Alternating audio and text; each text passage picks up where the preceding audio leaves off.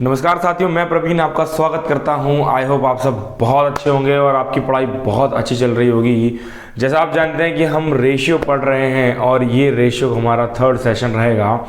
ठीक है, इसमें हम जानेंगे, इस सेशन में हम जानेंगे जैसे कंपाउंड रेशियो क्या होता है, क्रॉस प्रोडक्ट क्या होता है। मेनली इस क्लास का मेरा फोकस रहेगा क्रॉस प्रोडक्ट के ऊपर।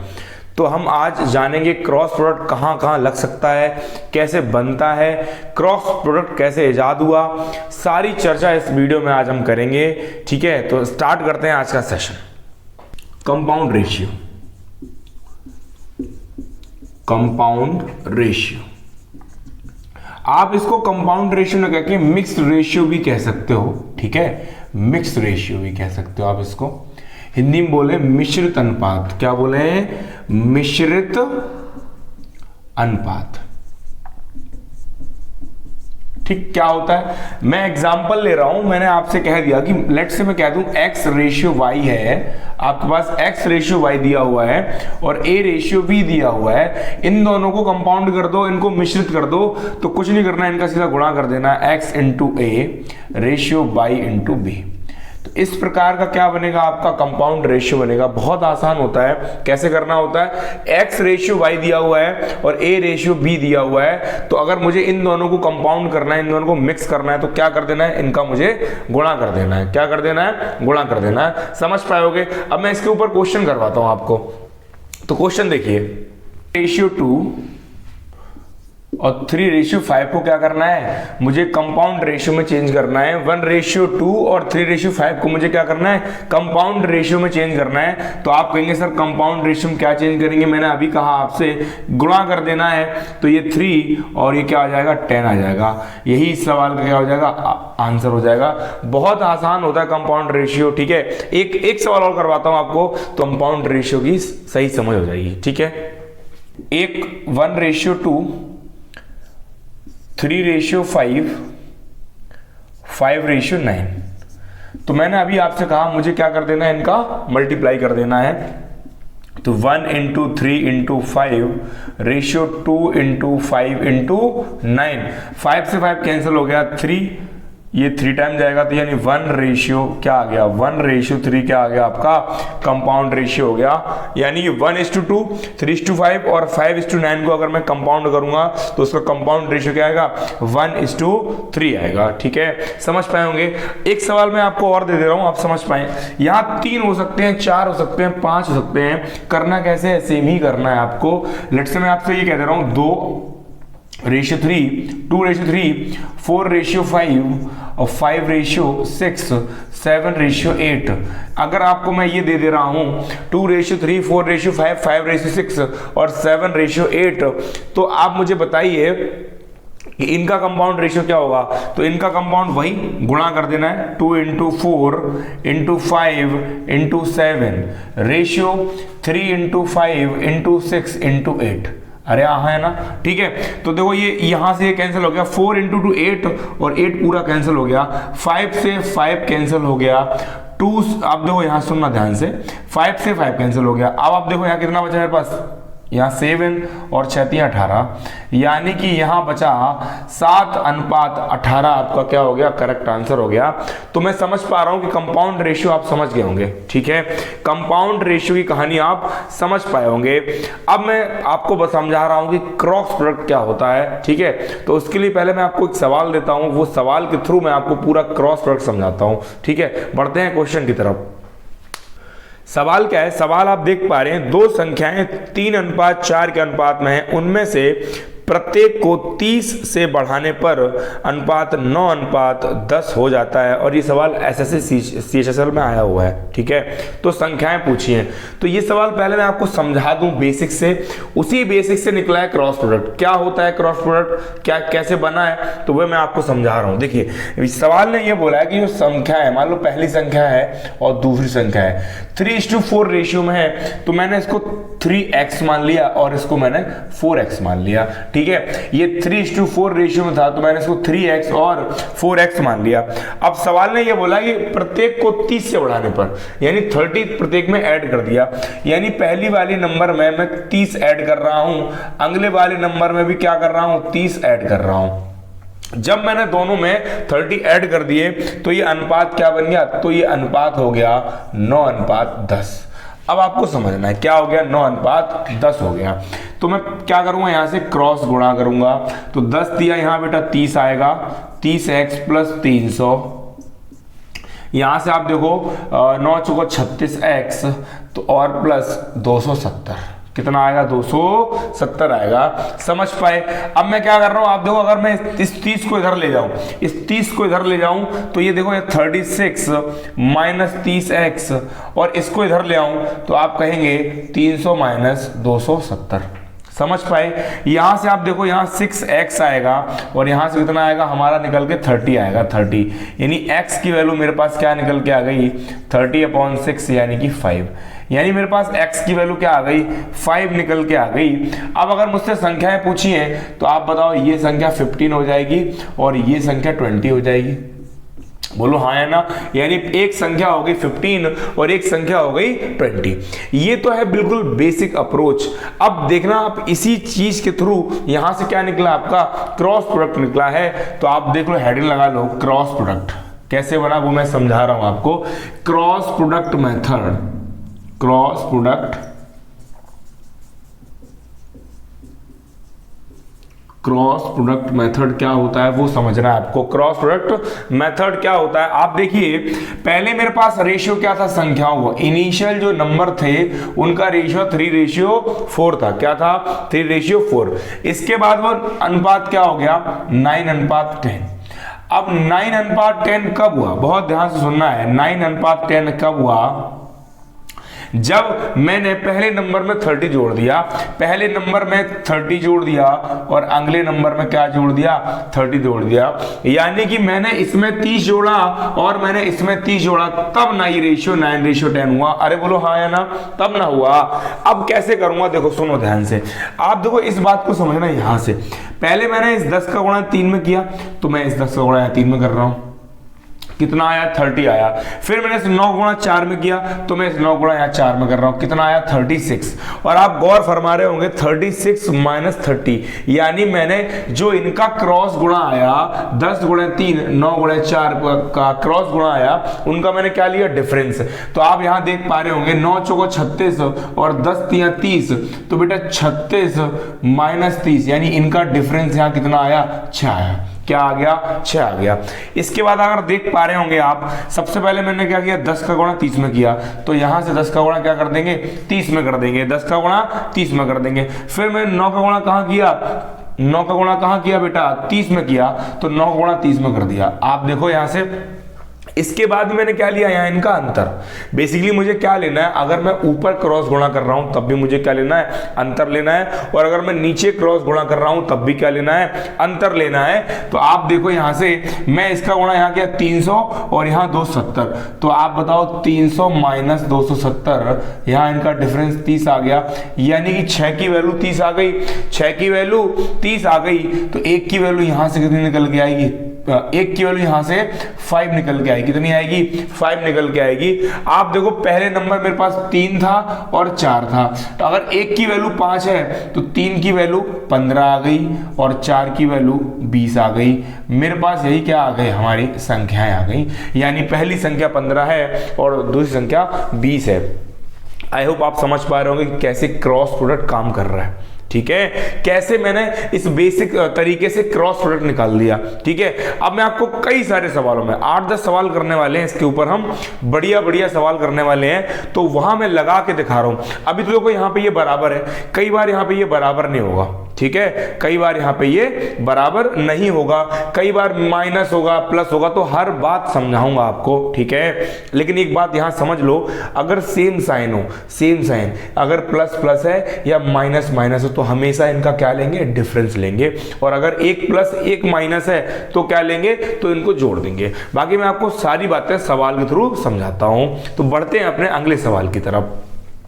संख्याएं 7:5 के अनुपात में हैं, उनमें से प्रत्येक को 40 कम करने पर अनुपात 27:17 हो जाता है, तो संख्याओं का योग ज्ञात कीजिए। यानी संख्याओं का योग पूछा है। आप देखो यहां से पहले इनका योग, पहले ही संख्या थी 7:5 में, बाद में हो गई 27:17। ऐसा कब हुआ? जब इसमें से मैंने 40 कम कर दिया और इसमें से भी मैंने क्या कर दिया, 40 कम कर दिया। यानी संख्याओं का योग पूछा है। ध्यान रखना बेटा, ऊपर वाली जो स्टार्टिंग का रेशियो होता है यही हमारी संख्याएं होती है, यही हमारी प्रारंभिक संख्याएं होती है। क्या होती हैं? यही हमारी प्रारंभिक संख्याएं होती हैं। अब मैंने आपको समझाया था क्या कि यहाँ इसका गुणा करो, यहाँ इसका गुणा करो और उनका क्या लेना है? डिफरेंस लेना है। तो आप देख पा रहे होंगे कि 27 पंचे कितने होंगे? 27 पंचे होते हैं 135, 27 पंचे 135 होते हैं और 17 सत्ते कितने होते हैं? 119 होते हैं। यानी कि 135 माइनस 119। तो बेटा यहां से इनका अनुपात 16 आ जाएगा। कितना आ जाएगा? 16 आ जाएगा। आप कहेंगे सर आ जाएगा। अच्छा, सबसे फिर हम यहां इसका गुणा करेंगे और इसका गुणा करेंगे। अच्छा, मैंने अभी आपको समझाया था कि यहां पे चिन्ह अगर सेम हो, साइन प्लस प्लस हो, माइनस माइनस हो, तो क्या लेंगे? डिफरेंस लेंगे। और डिफरेंस लेने का एक आसान तरीका क्या है कि कभी भी अगर ये नंबर सेम हो, बहुत ध्यान सुनना, अगर ये नंबर सेम है, 40-40 है, 50-50, जो भी है नंबर सेम है, तो इनका डिफरेंस ले लो और 40 से गुणा कर दो। तो आप देख पा रहे हो इनका डिफरेंस कितना आएगा? 10 और गुणा कर देंगे 40 से। किससे कर देंगे? 40 से। ठीक है, तो आप मुझे एक बात बताओ, यानी 16 की वैल्यू आ गई 400। अगर 16 की वैल्यू 400 है तो 1 की वैल्यू 25 आ गई। क्या आ गई? 1 की वैल्यू 25 है। आप इसे काटेंगे तो 1 की वैल्यू क्या आ जाएगी? 25। अच्छा, संख्याओं का योग पूछा, 7 और 5 12, तो 12 की वैल्यू यहां से करेंगे तो आंसर आएगा आपका 300। और 300 ही क्या है? सवाल का करेक्ट आंसर है। आई होप आप सवाल समझ पाए होंगे। नहीं समझ आया तो एक बार वीडियो को रिवाइंड करिए, आपको समझ आ जाएगा। बढ़ता अगला सवाल आपकी स्क्रीन पे आ रहा होगा। दो संख्याओं का अनुपात 3:5 है। यदि पहली संख्या में 8 तथा दूसरी संख्या में 7 जोड़ा जाए तो अनुपात 2:3 हो जाता है। यदि प्रत्येक में 6 जोड़ जाने पर उनका अनुपात क्या होगा? देखो बहुत आसान सवाल है। सवाल ने ये बोला है कि पहले उनका अनुपात 3:5 था। अरे हाँ या ना? फिर बाद में कितना हो गया? बाद में 8 और 7 जोड़ा तो 2:3 हो गया। क्या हो गया? 2:3 हो गया। तो बेटा पहले वाले में 8 जोड़ा, दूसरे वाले में 7 जोड़ा, तब ऐसा हुआ। ठीक है, तो आप देखो मैंने आपसे क्रॉस गुणा करो तो यहाँ 3 का 9, 5 दूनी 10, यानी 10 और 9 का डिफरेंस 1 लेना है। क्या लेना? मैंने क्या बोला? 5 दूनी 10, 3 का 9, यानी 10 और 9 का अंतर 1 लेना है। 7 दूनी 14, 8 तियां 24, 24 और 14 का अंतर कितना आ गया? आप कहेंगे 10 आ गया। कितना आ गया? 7 दूनी 14, 8 तियां 24, 24 और 14 का अंतर कितना आ गया? 10 आ गया। यानी अगर 1 की वैल्यू 10 आ गई तो यहां से नंबर 3 की वैल्यू 30 आ गई, 5 की वैल्यू कितनी आ गई? 50 आ गई। अब सवाल ने ये नहीं पूछा कि संख्या क्या है, सवाल ने बोला है कि अगर इन संख्याओं में मैं 6 ऐड कर दूं, अगर मैं 6 ऐड कर दूं तो सवाल क्या हो जाएगा? तो देखो ये 36 और ये अनुपात पूछा है। अब अगर मैं 4 से काटता हूं तो ये 9 और ये 14 आ जाएगा। 9 चौका 36 होते हैं, 14 चौका 56 होते हैं। यही हमारा क्या हो गया? करेक्ट आंसर हो गया। कितना सुंदर तरीका है। ठीक है, क्रॉस प्रोडक्ट इतना सुंदर तरीका है, आप सवालों को बहुत आसानी से कर पा रहे हैं। अगर आपको नहीं समझ आ रहा है कोई दिक्कत नहीं, मैं इतने सवाल करवा दूंगा, बिल्कुल आपकी बुद्धि में बिठा दूंगा। आप बिल्कुल टेंशन मत लो, बने रहो बस। ठीक है, बढ़ते हैं नेक्स्ट सवाल की तरफ। अगला सवाल क्या कह रहा है? दो संख्याओं का अनुपात 3:5 है। यदि पहली संख्या में 39 और दूसरी संख्या में 14 जोड़ा जाता है तो अनुपात 6:7 हो जाता है। यदि 11 को पहले नंबर पर और 6 को दूसरे नंबर में जोड़ा जाता है तो अनुपात क्या होगा? ये बेहद आसान सवाल है। ये सवाल ने क्या पूछा है? 3:5। ठीक है, और बाद में हो गया कितना तुम्हारा? 6:7 हो गया। कब ऐसा हुआ? जब मैंने इसमें 39 और जब मैंने इसमें 14 ऐड कर दिया। पहले वाले में 39 और सेकंड वाले में मैंने 14 ऐड कर दिया, तब ये सवाल हुआ। अच्छा, अब देखो आप समझो यहां से 6 तिया 18 और सॉरी 6 पंचे 30 और 7 तिया 21। 30 और 21 का अंतर कितना होगा? 9 होगा। कितना होगा? 9 होगा। यानी 39 सत्ते और 6 गुणे 14। अब देखो गुणा करना भी आसान समझो। अगर मैं इसको करता हूँ, मुझे पता है 39 गुणे 7 और 14 गुणे 6 का मुझे क्या लेना है? अंतर लेना है। तो अगर मैं 7 कॉमन ले लूँ तो यहाँ से 39, यहाँ से आपका बचेगा, माइनस करना है 2 गुणे 6। तो आपको 6 दूनी कितने हो गए बेटा? 12 हो गए। और अगर मैं 12 घटाऊंगा यहाँ से कितना बचेगा? यहाँ से कितना हो जाएगा? 27। कितना आ जाएगा? 27। कितना आएगा? 27। यानी निकल के क्या आ गया? 7 गुणे 27। यानी 9 की वैल्यू 7 गुणे 27 आ गई। 9 तिया 27, यानी 1 की वैल्यू कितनी आ गई? 21 आ गई। यानी संख्या कितनी हो गई? 63। यानी संख्या हो गई 63 और 105। यानी मेरे पास नंबर मुझे पता लग गए। संख्या पहले 63 थी और 105 थी। अब सवाल ने क्या बोला है? सवाल ने बोला है कि कितना ऐड कर दें। सवाल ने कहा पहले नंबर पे 11 ऐड कर दो और दूसरे नंबर में कर दो 6 ऐड कर दो। दूसरे नंबर में 6 ऐड कर दो। ठीक है, तो आप देख पा रहे हैं, क्या देख पा रहे हो? यहां से ये हो जाएगा 74 और यहां से हो जाएगा तुम्हारा कितना? 111 अगर मैं इनका अनुपात लूंगा तो आपको एक टेबल आती होगी 37 दूनी होते हैं 74 और 37 तिया होते हैं 111। यानी यही क्या हो गया? हमारा करेक्ट आंसर हो गया। ठीक है, कितना हो गया? करेक्ट आंसर हो गया। तो देखा आपने इतना बड़ा सवाल बेहद आसान तरीके से कर लिया। बढ़ते हैं अपने नेक्स्ट क्वेश्चन। अगला सवाल देखिए। अगला सवाल क्या कर रहा है? एक महाविद्यालय में लड़के तथा लड़कियों की संख्या का अनुपात 5:3 है। उनमें से यदि 5 लड़के महाविद्यालय छोड़ दें और 50 लड़के महाविद्यालय छोड़ दें और 50 लड़कियां महाविद्यालय में आ जाएं तो उनका अनुपात 9:7 हो जाता है। उस महाविद्यालय में लड़कों की संख्या ज्ञात कीजिए। देखिए बड़ा आसान सवाल है। सवाल ने पहले क्या बोला? 3:5 हो जाता है। 5:3 है। कितना हो जाता है? 5:3। 5:3 हो जाता है। अच्छा, 50 लड़के चले गए और 50 लड़कियां आ गई, तब अनुपात क्या हो गया? 9:7। 9:7 हो गई। यानी यहां देखो, पहले हमारे पास बॉयज हैं और फिर हमारे पास गर्ल्स हैं। तो 50 लड़के चले गए और 50 लड़कियां आ गई। अब देखो यहां बहुत ध्यान सुनो कि 50 लड़के चले गए और 50 लड़कियां आ गई। अच्छा, चले गए तो यानी माइनस हो गए होंगे। अरे हाँ, है ना? 50 लड़कियां आ गई। आप देखो, मैंने अभी आपको समझाया था, अगर एक माइनस है एक प्लस है, मैंने आपसे कहा था प्लस प्लस है तो अंतर लेंगे, माइनस माइनस है तो अंतर लेंगे। लेकिन अगर एक माइनस एक प्लस होगा तो हम क्या कर देंगे? ऐड कर देंगे। आप मेरी बात समझो। यहां से 5 सत्ते 35, 9 तिया 27, 35 और 27 का डिफरेंस आप कहेंगे सर 8। कितना? 8। अब देखो आप बताओ, 9 पंचे कितने होते? 45, यानी 450 और 7 पंचे 35 यानी 350। अच्छा, एक माइनस एक प्लस यानी 450 माइनस माइनस 350 जब घटाएंगे तो आप देखो माइनस माइनस क्या बन गया? प्लस। इसी कारण क्या बनता है? ये ऐड हो जाते हैं। देखो इस माइनस से ये वाला माइनस क्या बन गया? प्लस बन गया। तो यानी यहाँ 8 की वैल्यू बेटा कितनी आ गई? 800 आ गई। 1 की वैल्यू यहाँ से 100 निकल के आ गई। लड़के पूछे हैं, लड़के क्या होते हैं? लड़के आपको 5 दिए हुए हैं। अगर 1 की वैल्यू 100 है तो 5 की वैल्यू कितनी आ गई? 500। और यही हमारा क्या हो गया? करेक्ट जवाब हो गया। आई होप आपको सवाल समझ आया होगा। ये तरीका भी आपको बहुत पसंद आ रहा होगा। ठीक है, बाकी मैं और सवाल करवाता हूं इसके ऊपर। बढ़ते हैं अपने अगले सवाल की तरफ।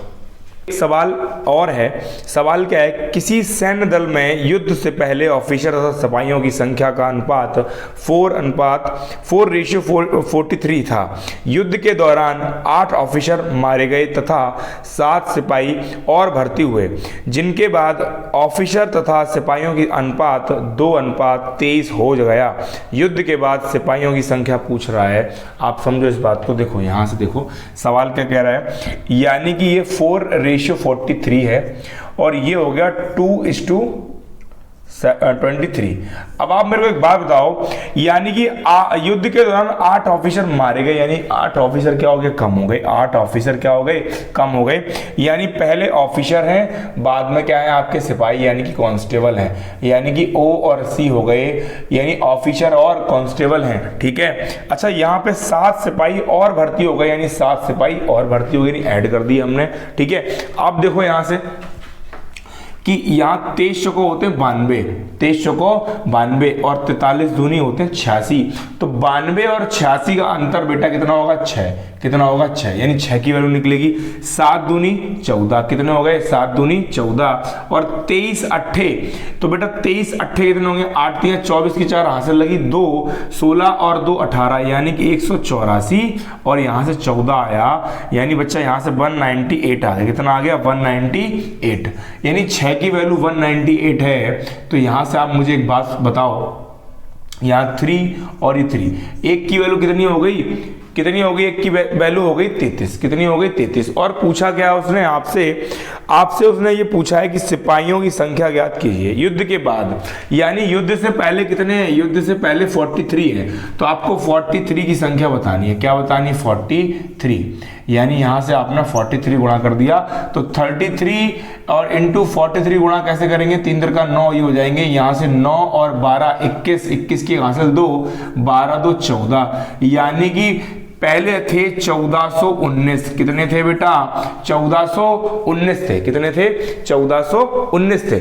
अब मुझे बताओ 1419 तो 1900 युद्ध से पहले थे, बाद में 7 और ऐड हो गए, तो अगर मैं 7 और ऐड कर दूंगा तो ये आंसर कितना आएगा? 1426, यानी करेक्ट आंसर क्या हो गया? 1426। युद्ध से पहले थे 1419 और 7 बढ़ गए, तो युद्ध के बाद हो गए 1426। समझ पाए? बढ़ते हैं अगले सवाल की तरफ। देखिए आप कि ये युद्ध से पहले किसी सेना में टैंक और प्लेन का अनुपात 5:3 था। युद्ध के दौरान 1000 टैंक और 800 प्लेन नष्ट हो गए। युद्ध जब हुआ तो 1000 टैंक और 800 प्लेन नष्ट हो गए। टैंक तथा प्लेन का अनुपात 2:1 हो गया। तो युद्ध के बाद टैंक की संख्या कितनी होगी? सेम अभी सवाल जो कराया बिल्कुल वैसे सवाल है। सवाल आपकी स्क्रीन पे आ रहा होगा, आप देख पा रहे होंगे। यानी पहले था 5:3, यानी ये है बेटा आपके पास टैंक और ये प्लेन, तो अब बाद में हो गया 2:1। ऐसा कब हुआ? जब 1000 नष्ट टैंक हो गए और 800 प्लेन नष्ट हो गए। नष्ट हो गए मतलब खत्म हो गए। अब देखो सेम साइन आ गया, तो यानी कि यहाँ 5 एकम 5, 3 दूनी 6, यानी 1 आ गया अंतर। यहाँ पे बेटा 1600 और 1000, यानी कितना आ गया? 600। कितना आ गया? 600। कितना आ गया? 600 आ गया। यानी अगर 600, यानी 1 की वैल्यू 600 आ गई, तो 5 की वैल्यू, युद्ध से पहले कितने थे? 3000। युद्ध से पहले बेटा टैंक कितने थे? 3000। कह रहा है युद्ध के बाद टैंक बताओ। आप बताओ युद्ध के दौरान 1000 टैंक तो नष्ट हो गए। भाई आपके पास युद्ध से पहले 3000 टैंक थे, आपने युद्ध किया और 1000 टैंक नष्ट कर लिए, तो यानी युद्ध के बाद कितने टैंक बचे? तो युद्ध के बाद टैंक कितने होंगे? युद्ध के बाद आप देखो 3000 माइनस 1000, तो बेटा कितना होगा? 2000 आपका क्या आ जाएगा? करेक्ट आंसर आ जाएगा। ठीक है, यानी युद्ध के बाद कितने टैंक बचे? युद्ध के बाद टैंक कितने बचे? 2000 टैंक बचे। ठीक है, समझ पाए? बढ़ते हैं नेक्स्ट क्वेश्चन की तरफ। अगला सवाल क्या कह रहा है? किसी परीक्षा में पास होने वाले विद्यार्थियों की संख्या और फेल होने वाले विद्यार्थियों की संख्या का अनुपात 25:4 था। यदि 5 और अधिक लोगों ने परीक्षा दी होती तथा फेल होने वालों की संख्या 2 कम होती, तो यह अनुपात 22:3 होता। तो परीक्षा में बैठने वालों की संख्या, यानी टोटल नंबर ऑफ स्टूडेंट पूछ रहा है आपसे। यानी मेरे को पास होने वाले और फेल होने वालों का अनुपात दिया है। बेटा यहाँ कितना दिया हुआ है? आप देख पा रहे होंगे, ये 25:4, 24:4 आ गया। बाद में 22:3 हो गया। लेकिन एक बात समझो, वो कह रहा है कि 5 लोगों ने परीक्षा ज़्यादा दी होती। आप बताओ, आप क्या डिसाइड कर पाओगे? अगर 5 लोग आपके एग्जाम हॉल में ज़्यादा बैठ के परीक्षा दे रहे हैं, तो क्या आप ये डिसाइड कर पाओगे कि 5 के 5 फेल हैं, 5 के 5 पास हैं, या कितने फेल कितने पास? क्या निर्धारित कर पाओगे? नहीं कर पाओगे। क्यों नहीं कर पाओगे? क्योंकि वो तो भाई परीक्षा दे रहे हैं, तो हम उनमें ये तो कह नहीं सकते कौन फेल होने वाला है कौन पास होने वाला है। यानी कि वो जो 5 है वो टोटल नंबर में पढ़ा है, बट मुझे तो रेशियो पास और फेल का पता है, तो मैं यहाँ से टोटल नंबर बच्चा निकाल लूंगा। कैसे भाई आप बताओ? स्टूडेंट परीक्षा में तो फेल होगा या पास होगा, तो फेल पास को जोड़ देंगे तो क्या निकल आएगा? टोटल। अच्छा, टोटल के साथ रेशियो किसका लेंगे? तो जिसका हमें दिया गया है, बोला फेल दिया गया है, तो हम क्या ले लेंगे, टोटल और फेल का अनुपात ले लेंगे। तो टोटल और फेल का अनुपात कैसे निकलेगा, टोटल और फेल का अनुपात। आप मुझे तो टोटल यहां कितना आएगा, 25 4 29 और फेल कितना है 4, यहां 22 3 25 और फेल कितना है बेटा आपके पास 3। यानी मुझे जो सवाल सॉल्व करना है, मुझे सवाल सॉल्व करना है 29:4 25:3 से।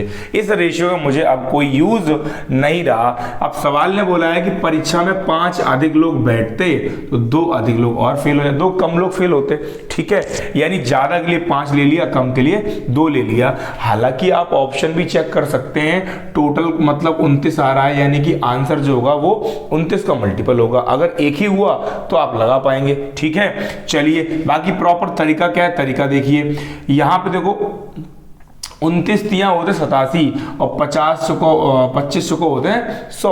87 और 100 का डिफरेंस आ गया भैया 13। कितना आ गया, 13 आ गया। आप देखो 25 दूनी 50 और 5 तिया 15। मैंने आप समझा चुका हूं, अगर चिन्ह 1 प्लस 1 माइनस है तो ऐड हो जाती चीजें। तो 25 दूनी 50 और 5 तिया 15, यानी कितना आ रहा है बेटा, यहां से 65 निकल के आ रहा है। तो 1 की वैल्यू यहां कितनी आएगी 5। टोटल छात्र 29 हैं, तो 29 की वैल्यू यहां से कितनी निकल के आ रही है 145। कितनी आ रही है 145, और यही क्या हमारा करेक्ट आंसर है। इस प्रकार का एक सवाल मैं आपको और करवा रहा हूं, ठीक है, ताकि आप बहुत अच्छे समझ पाएं। बाकी आप देख पा रहे हैं कहां कहां मैंने क्रॉस प्रोडक्ट लगा दिया। अभी तो मैं इनकम वाले सवाल पे लगाऊंगा, इवन मैं प्रॉफिट लॉस एसपीसी पे भी लगा के दिखाऊंगा आपको, ठीक है। बढ़ते हैं नेक्स्ट क्वेश्चन की तरफ। ये सवाल क्या कह रहा है, यदि चुने गए और ना चुने गए उम्मीदवारों का अनुपात 14:25 था तो कितने उम्मीदवारों ने आवेदन किया था। यदि 35 कम लोगों ने आवेदन किया होता तो 10 कम लोग चुने गए होते। तो चुने गए और ना चुने गए उम्मीदवारों का अनुपात 3:5 रहा होता। ये सवाल मेंस 2017 सीजीएल मेंस 2017 में पूछा गया है, ठीक है।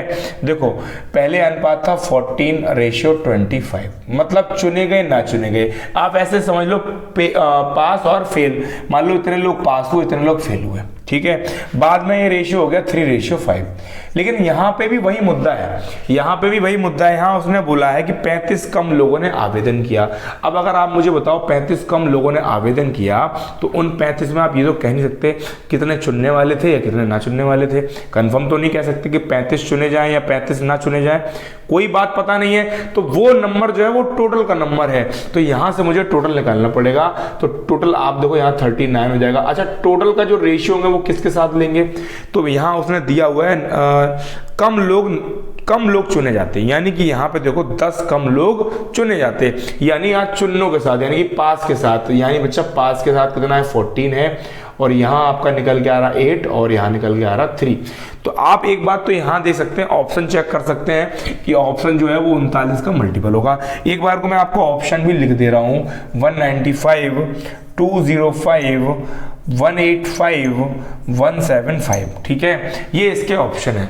तो आप एक बात देख पा रहे हैं, यानी 39 का मतलब है 39 के अंदर क्या नाम है 3 छुपा हुआ है, 3 छुपा हुआ है और 13 छुपा हुआ है, 3 छुपा हुआ है और 13 छुपा हुआ है। अगर कोई नंबर में 3 से कट रहा है, देखो पहले 3 चेक करो, 2 5 7 नहीं कट रहा है, 9 5 नहीं कट रहा है, 12 3 नहीं कट रहा है, यानी कि एक ही नंबर कट रहा है, यानी यही हमारा क्या होगा आंसर होगा। ये तो मैंने बता दिया 39 का मल्टीपल। बट अगर आपको मल्टीपल नहीं पूरा सवाल ही करना है तो सवाल क्या कैसे करेंगे, देखो सवाल ने बोला 35 कम लोगों ने, तो यानी 10 कम लोग चुने गए होते, ठीक है। तो आप मुझे बताओ यहां से कि 14 अट्ठे कितने होते हैं। आप कहेंगे सर 14 अट्ठे 112 होते हैं, कितने होते हैं 112, और 39 तियां कितने हो जाएंगे, 39 तियां 17 हो जाएंगे। तो 14 अट्ठे 112 और 39 तियां 117, तो 117 और 12 का अंतर 5, कितना 5, 5 की वैल्यू निकालनी है आपको। तो ये 80 आ गए और ये 35 तियां 105 आ गए। अब देखो दोनों सेम चिन्ह है तो घट जाएंगे, 35 तियां 105 और 80, 105 और 80 में निकालेंगे कितना आएगा 25। तो बेटा 1 की वैल्यू कितनी आ गई, यहाँ से 5 आ गई, 1 की वैल्यू 5 आ गई, और टोटल 39 है। तो 39 इंटू 5 जब करेंगे बेटा तो कितना आएगा, तो आएगा 195। और यही कि हमारा क्या हो गया, सही जवाब हो गया। तो आई होप आप ये तरीका अच्छे से समझ पा रहे होंगे। ठीक है, अब मैं आपको दिखा रहा हूँ इन्हीं सवालों को मैं इनकम पे भी लगा के दिखा रहा हूँ। जो इनकम वाले क्वेश्चन है उनमें भी ये लग जाएगा सवाल। ठीक है, मैं पूरा क्रॉस प्रोडक्ट आपको इसी वीडियो में समाप्त कर दूंगा कि आपको बार बार तकलीफ ना हो इन सवालों को ढूंढने में, समझने में, करने में, ताकि आपको सारे सवाल एक जगह मिल जाएंगे तो आपको दिक्कत नहीं होगी। ठीक है, बढ़ते हैं अपने नेक्स्ट क्वेश्चन की तरफ। अब देखो सवाल आपका एमटीएस में पूछा गया सवाल है, राम और रहीम की मासिक आय का अनुपात 4:3 है और उनके मासिक खर्च का अनुपात 3:2 है। यदि प्रत्येक 5,000 रुपये प्रति माह बचाते हैं तो राम और रहीम की संबंधित मासिक आय कितनी है। तो सवाल बहुत आसान है, ये भी सवाल क्रॉस प्रोडक्ट से ही हो जाएगा। देखना, ये 4:3 और ये हो गया आपका 3:2 और ये क्या कर रहे हैं, ये कर रहे हैं 5-5 हज़ार रुपये बचा रहे हैं, 5-5 हज़ार रुपये बचा रहे हैं। अब देखो मैं समझा दूं आपको थोड़ा सा। आप बताओ, इनकम मैं आपको बता चुका हूं, आपको पहले भी बताया होगा, नहीं तो आप फिर समझ लो फटाफट कि इनकम बराबर होता है एक्सपेंडिचर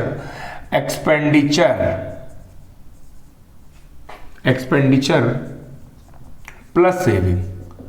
ये आप बात जानते हैं कि भाई आय बराबर जो होता है खर्च प्लस बचत। ठीक है, खर्च प्लस बचत।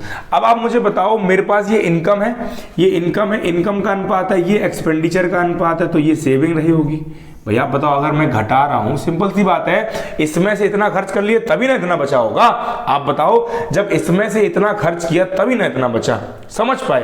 तो मैं यहां पे भी क्या कर दूंगा, क्रॉस प्रोडक्ट लगा दूंगा। देखो कैसे, वही सेम तरीका, 4 दूनी 8, 3 त्रिका 9, 8 और 9 का डिफरेंस आप कहेंगे सर 1 आएगा। कितना आएगा? 1 आएगा। अच्छा, मैंने आपको एक बात बताई हुई है, जब ये नंबर सेम होते हैं तो डायरेक्ट इनका अंतर ले लो और इसमें गुणा कर दो। इनका अंतर 1 है तो 5,000 से गुणा कर देंगे, यानी कि 1 का गुणा 5,000 में 5,000 रहने वाला है, यानी 1 की वैल्यू कितनी आ गई? 5,000 आ गई। अगर ये बात नहीं समझ आ रही तो आप ऐसे भी कर सकते हो, 3 × 5 = 15, 15,000 और 5 दूनी 10 यानी 10,000। तो 15,000 और 10,000 का अंतर कितना आएगा? आप कहेंगे सर 5,000 आएगा, यानी 1 की वैल्यू 5,000 है। तो आप ये जो बंदा है पहला राम, इसकी वैल्यू कितनी आएगी? 20,000। और ये जो बंदा रहीम है, इसकी वैल्यू कितनी आएगी? 15,000। क्योंकि अगर 1 की वैल्यू 5 है तो 4 की वैल्यू 20,000 और 3 की वैल्यू 15,000। यानी इस टाइप के सवालों में भी मैंने क्या लगा दिया? क्रॉस प्रोडक्ट लगा दिया। ये बहुत यूनिक मेथड है, बहुत अच्छा तरीका है, आप बहुत सारे सवालों में कर पाएंगे। बढ़ते हैं अगले क्वेश्चन की तरफ। पवन और सुनील की मासिक आय का अनुपात 4:3 है और उनके मासिक व्यय का अनुपात 3:2 है। यदि पवन और सुनील की प्रति माह बचत 4,000 रुपये और 6,000 रुपये है तो उनकी मासिक आय का योग, यानी उन दोनों की आय का योग पूछा है। ये भी सवाल कुछ इस प्रकार का ही है कि 4:3 आपको दिया हुआ है, 4:3 आपको दिया हुआ है, ठीक है, और 3:2 आपको यहाँ ही इनकम दिया, 4,3 खर्च कर रहा है 3,2 में, यानी बचा क्या रहा है भैया? बचा रहा है 4,000 और 6,000, 4,000 और 6,000 बचा रहा है।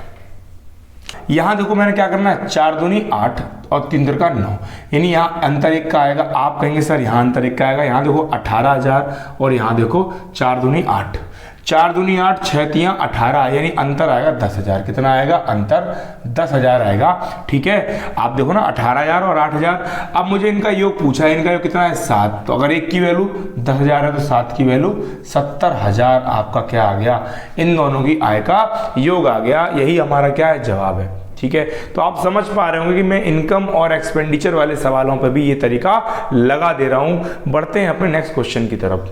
इनकम आय का सवाल है कि ए और बी की आय का अनुपात 5:7 है, तो ए और बी क्रमशः 4,000 रुपये और 5,000 रुपये बचाते हैं। 4,000 रुपये और 5,000 रुपये बचाते हैं। यदि ए का व्यय, ध्यान सुनना, यदि ए का व्यय बी के 66.2/3% के बराबर है तो ए और बी की कुल आय ज्ञात कीजिए। बहुत आसान सवाल है, देखिए फटाफट समझिए।